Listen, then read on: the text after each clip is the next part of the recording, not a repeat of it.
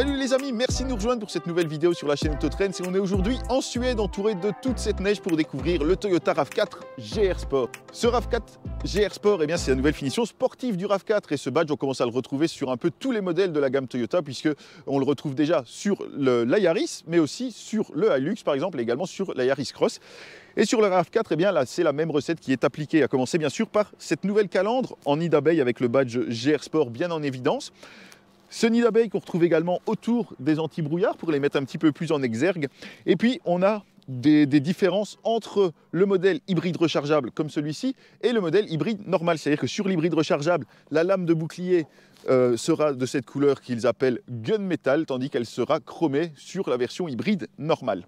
De profil, la version GR Sport se reconnaît notamment à ses jantes. Alors, ce sont des jantes finement diamantées de 19 pouces. Et vous voyez, c'est vraiment découpé de manière très précise, très fine. Et ça, c'est une nouveauté, c'est un nouveau système qu'a mis au point Toyota. On a également ces protections en noir brillant. Ce noir brillant qu'on retrouve également ici sur les rétroviseurs, sur les bas de caisse, mais également sur tout le pavillon. Et puis, à l'arrière, la principale différence se situe entre les phares, où on a cette lame qui est argentée sur les autres modèles de RAV4 qui est ici également noire. On retrouve également des pare-chocs avec là encore des inserts en nid d'abeille. Et puis pour le reste, eh bien, ça se passe à l'intérieur. À bord, les particularités sont ce volant qui est donc en cuir surpiqué et puis bien sûr frappé du logo GR Sport. On a également ce logo embossé dans les appuis-têtes avant et puis des sièges qui sont surpiqués de cette même couleur argentée. Des sièges qui sont d'ailleurs faits d'Alcantara et de cuir synthétique puisqu'il n'y a plus de cuir d'origine animale utilisé dans les intérieurs Toyota. Globalement, l'habitacle est celui d'un RAV4 habituel. Simplement, on signalera qu'on a une nouvelle instrumentation entièrement digital avec un affichage personnalisable, donc on peut cette fois vraiment faire varier les informations complètement. C'est plus comme l'ancien système où on avait simplement la possibilité d'afficher quelques informations mais les écrans restaient fixes. Ici on peut vraiment paramétrer comme on le souhaite l'affichage et ça c'est tout nouveau également. Et au niveau des équipements supplémentaires, cette version mise à jour profite également de nouveaux systèmes d'assistance, notamment un assistant d'intersection qui est intégré donc à toute la panoplie de systèmes d'aide Toyota qui sont donc rassemblés sous le nom de Teammate. Le reste se passe en roulant et je vous détaille ça tout de suite sur la route. Mais pas seulement d'ailleurs.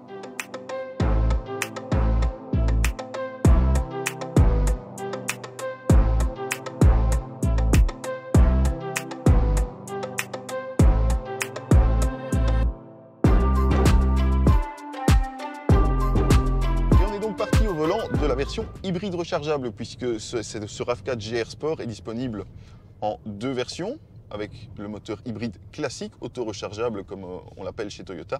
Et puis la version hybride rechargeable, celle qu'on a aujourd'hui, 306 chevaux quand le moteur 2,5 litres essence et le moteur électrique travaillent ensemble, et des performances quasiment de sportive puisque Toyota annonce le 0 à 100 en 6 secondes. Par contre, vous voyez qu'on essaye la voiture aujourd'hui dans des conditions tout à fait particulières puisqu'on est ici sur un bras de mer complètement gelé. Donc c'est même pas un lac, c'est vraiment un bras de mer au nord de la Suède. Et donc on peut vraiment bien s'amuser, voir vraiment ce que la voiture a dans le ventre, puisque bon, à part se tanker dans la neige, on ne risque pas grand-chose. Et donc on n'a pas notre ceinture de sécurité, pas la peine d'appeler la police, puisque c'est bien la réglementation locale qui l'impose, donc de rouler sans ceinture. Pourquoi? Eh bien parce que si la glace venait à se briser, il faut qu'on puisse sortir rapidement du véhicule. Bon, on nous a dit qu'il y avait entre 50 cm et 1 mètre de glace à peu près partout, donc pas trop de soucis à ce niveau-là, surtout vu ce qu'on a déjà croisé comme véhicule sur la glace, a priori, c'est là pour un bon moment. Par contre, c'est un peu compliqué de vous dire vraiment de prendre la mesure du travail qui a été fait sur la suspension, parce que techniquement, c'est l'une des particularités de ce GR Sport, c'est que les suspensions ont été retarées pour offrir un meilleur maintien en courbe et donc en comportement un peu plus dynamique. Dans ces conditions, c'est évidemment difficile de juger par rapport à un RAV4 classique qu'on a déjà conduit précédemment. Mais bon, sur la mer, ici, sur la glace, ça semble malgré tout rester assez confortable, hein. Et puis on a bien sûr plusieurs modes de conduite. On a un mode éco, un mode normal, un mode sport et un mode trail pour les conditions difficiles, pour le tout-terrain. Et donc aujourd'hui, on a activé le mode trail qui permettra donc d'offrir un peu plus de motricité, de laisser également un peu plus de largesse au contrôle de traction, vraiment pour être utilisé en tout-terrain pour se sortir, je vais dire, des mauvaises passes. À cela, on a également les différents modes de gestion du système hybride, donc le mode automatique qui va donc répartir automatiquement les flux d'énergie entre l'essence et l'électricité. Et puis on a un mode qui permet de basculer vers le mode électrique bien sûr tant qu'on a un minimum de charge de batterie, ou un mode qui permet de conserver la charge actuelle pour l'utiliser plus tard, par exemple lorsque la fin du trajet se situera en ville. Et on a toujours cette boîte de vitesse tout à fait particulière, puisque ce n'est pas une boîte de vitesse classique à proprement parler, mais un train planétaire épicycloïdal. Donc ça fonctionne grosso modo comme une bonne boîte de vitesse CVT, et on peut en prendre les commandes via les petites palettes ici au volant.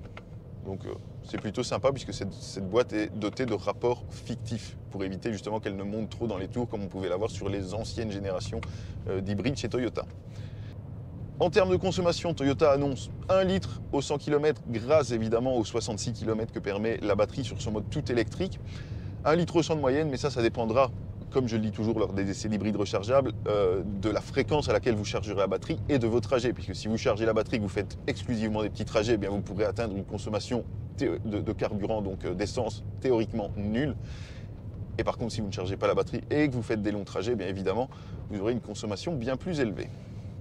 Voilà, en tout cas, j'espère que cette vidéo vous aura plu. N'hésitez pas à nous poser vos questions ci-dessous et comme d'habitude, je tâcherai d'y répondre du mieux possible. N'oubliez pas de vous abonner à nos réseaux sociaux, Facebook, Instagram. Activez la petite cloche sur notre chaîne YouTube parce qu'on a encore beaucoup d'exclusivités qui arrivent.